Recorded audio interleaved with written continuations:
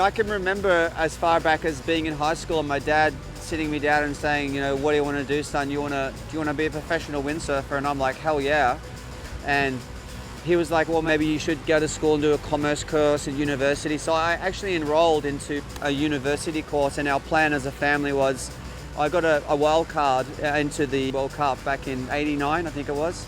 And Dad said, look, if you do really well there, and then we'll consider you switching and becoming a pro windsurfer. So at that event, I was super keen to do well. I actually did really well. I got 3rd place. And then that was it. I left high school and I was on the road full time competing. I went from this little tiny town in Torquay to being this, little kid, hyperactive, running around 360 degrees, all day long.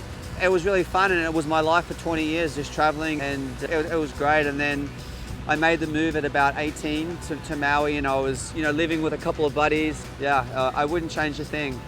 Home base was a house we had on Maui. And so you'd always come back, and then that's where you'd tune your equipment and practice and train, if you want to call it that, but it was always fun. And so for a number of years, there was a group of us that all lived together, and I think it benefited all of us, all really pushing each other pretty hard.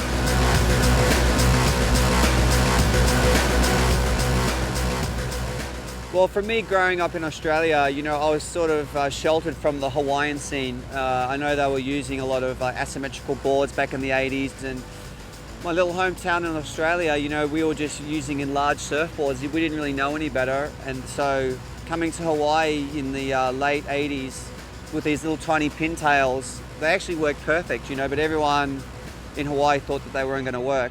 Kind of had a profound effect on windsurfing wave sailing when he came into the scene. He was riding really narrow boards compared to everybody else and had a really fast wave riding style. Super radical, but definitely he had a big effect on the windsurfing scene when he came in, and kind of everybody's boards went in that direction once Jason came into play.